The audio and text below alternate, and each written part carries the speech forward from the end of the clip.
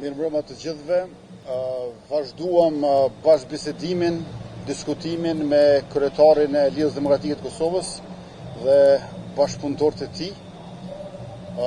Në emër të Lidhjes Demokratike të Kosovës ishin me të edhe deputetët Vjosa Osmani dhe Lutfi Aziri, ndërkaq në anën tonë, sikurse herën e kaluar, ishin Arbria Nagafsi, e cila përndryshe udhëheq edhe me grupin tonë parlamentar, përveç se është anëtare e kryesisë dhe kryesuese e Këshillit të Përgjithshëm të Lëvizjes Vendosje, dhe Kurran Murati, i cili është anëtar i kryesisë së Lëvizjes Vendosje, përveç se ministër në detyrë i financave në qeverinë e Republikës Kosovës.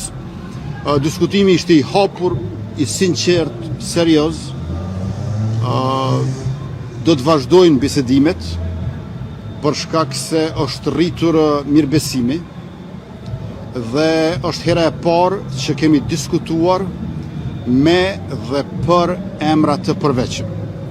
Pra atyre kritereve dhe parimeve udhëzuese për të cilat jemi dakorduar herën e kaluar, lidhur me vlerat, meritat dhe kontributin kombëtar, shtetëror, profesional, qytetar, të personaliteteve, figurave të ndryshme të shoqërisë dhe të vendit tonë.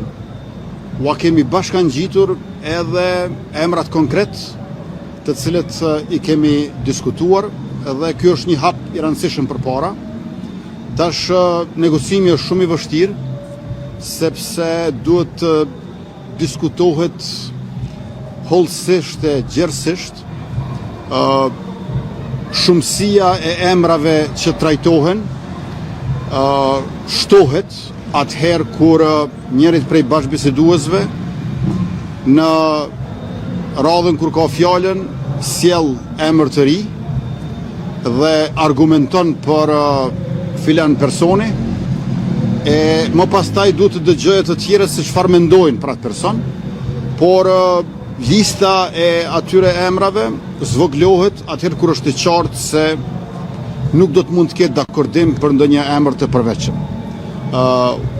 Ne do të jemi, siç e kemi thënë edhe në të kaluarën, plotësisht transparent për këtë proces të negociatave me Lidhjen Demokratike të Kosovës, mirë po në anën tjetër duhet ta ruajmë, duhet ta mbrojmë konfidencialitetin e bisedimeve të brendshme. Nuk janë emra të cilët ne i kemi pyetur paraprakisht se a do të pranonin apo se dëshironin që të jenë president ose presidente të Republikës, sepse paraprakisht duhet të dakordohemi ne ndërmjet vete. Andaj në këtë fazë edhe nuk mund të flasim konkretisht për emrat e përveçëm, të cilët në fakt për herë të parë sot jemi duke i trajtuar konkretisht si emra të posaçëm për president apo presidente të mundshme. E falenderoj kryetarin e LDK-s, Lumir Abdigjikun, dhe bashkëpunëtorët e tij, anëtarët e kryesisë, deputetët e Lidhjes Demokratike të Kosovës, Vjosa Osmanin dhe Lutfi Azirin, për seriozitetin, sinqeritetin, për dashamirësinë e treguar në këto negociata, më duhet të them, mjaft të vështira. Nuk do t'i kisha quajtur negociata maratonike, natyrisht që nuk janë as distanca të shkurtra apo sprint, nëse flasim me gjuhën atletikës, por nuk janë as maratonike dhe nuk besoj që do t'jenë maratonike, sepse nuk është çështje muajsh kur ne duhet të merremi vesh, është çështje javësh e do të dëshironim që të ishte çështje ditësh. Por komunikimi nuk ndërpritet, takimet do të vazhdojnë dhe jemi në një fazë të re kur po e ritheksoj, negociojmë për dhe me emra konkret e të përveçëm që nuk mund të bëhen publik derisa të mos ketë dakordim të plot për ta e me ta. Më vjen keq që në këtë fazë unë nuk mund të jap informacion konkret për këta emra, qoftë për numrin e tyre apo për karakteristikat e tyre, por ajo që është rëndësishme është se të gjitha propozimet të cilët janë sjellur në tryezën e diskutimit sot kanë qenë në përputhje me ato çfarë jemi dakorduar sa i përket kritereve, standardeve, parimeve, të vlerave, meritave dhe kontributeve të këtyre personaliteteve.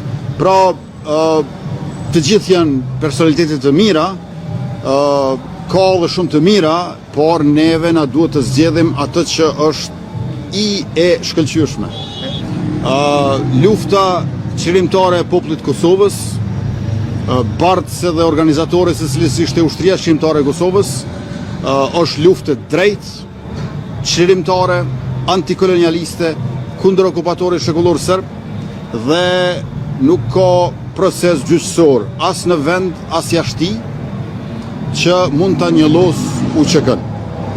Ne shpresojmë më të mirën dhe dëshirojmë që të na kthehen në Kosovë të lirë, besojmë në pafajësinë e tyre dhe kjo është kryesorja. Në anën tjetër, procesi negociatave me Lidhjen Demokratike të Kosovës për kandidatin për president ose presidente është një proces i ndarë, është proces politik dhe jo i drejtësisë. Ne nuk jemi duke pritur, jemi duke punuar ditë-natë që të arrijmë të një marrëveshje politike. Ju e dini që numrat janë për ta konstituuar kuvendin dhe për ta formuar qeverinë edhe brenda ditës. Mirë po, krejt kjo është e kotë nëse nuk kemi emër për president konsensual, kushtetues, i cili do të zgjidhej nga kuvendi. Ne këtë e pam.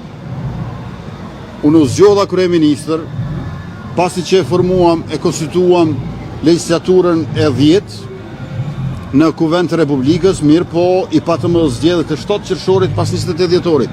Unë nuk besoj që ka dikush i cili nxitohet për ta përsëritur atë çfarë ka ndodhur me 7 qershor edhe në një muaj të vjeshtës atë dimrit. Prandaj po bëjmë më të mirën e mundshme sa më shpejt që mundemi, ndërkaq seancën konstituive, siç e dini, e thret deputeti më i moshuar në këtë rast, Avni Dehari, i cili ka dhënë edhe ai arsyet dhe argumente veta pse s'po e bën një gjë të tillë.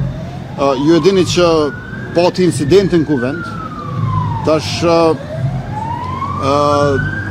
duhet ta dim, apo duam konstituim të kuvendit që të mos kemi zgjedhje dhe të kemi stabilitet institucional, apo po duam konstituim të kuvendit që të kemi incidente dhe të kemi zgjedhje. Unë nuk kam se çfarë diskutoj në këtë aspekt, meqense seancat i thret kryesuesi aktual, i përkohshëm gjithsesi, deputeti më i moshuar, i cili, siç e thash më herët, tash më ka dhënë shpjegimet për veprimet e tij. Ashtu qysh nuk mund ta bëj kryesuesin e seancës konstituive, nuk mund ta bëj as kryesuesin apo anëtarin e gjykatës kushtetuese. Kushdo që konsideron që ka pasur shkelje të gjykatës kushtetuese, mund të drejtohet gjykatës kushtetuese. Ju e dini që deputetët e kanë dhënë betimin. Ata janë deputet të Republikës Kosovës, ndonë se ende nuk ka kuvend të konstituar. Ata mund të drejtohen gjykatës kushtetuese. Unë nuk e ndaloj askë, por nuk e inkurajoj njëkohësisht askë. Na duhet marrëveshja politike, nuk besoj që jemi duke shkelur kushtetutën. Kush dyshon për këtë gjë, mund të eliminoj dyshimet duke adresuar çështjet e gjykata kushtetuese. Edhe njerë po e theksoj, unë nuk besoj se ka arsye të tilla. Dhe në vitin e kaluar, ju e dini shumë mirë sa ka zgjatur konstituimi i kuvendit. Në vitin e kaluar, zgjedhjet janë mbajtur me 9 shkurt, ndërkaq kryetari i kuvendit, Dimal Basha, është zgjedhur me 26 gusht. Fiks sot një vit. Pra, prej 9 shkurtit deri me 26 gusht janë më shumë se 6 muaj. Më shumë se 6 muaj keni pasur atë. Ndërkohë që tash nuk janë ende 3 muaj. Pra në vitin e kaluar, deri te zgjedhja e kryetarit të kuvendit, nga zgjedhjet parlamentare kanë kaluar më shumë se 6 muaj e tash jemi më pak se 3 muaj. Faleminderit shumë. Natën e mirë.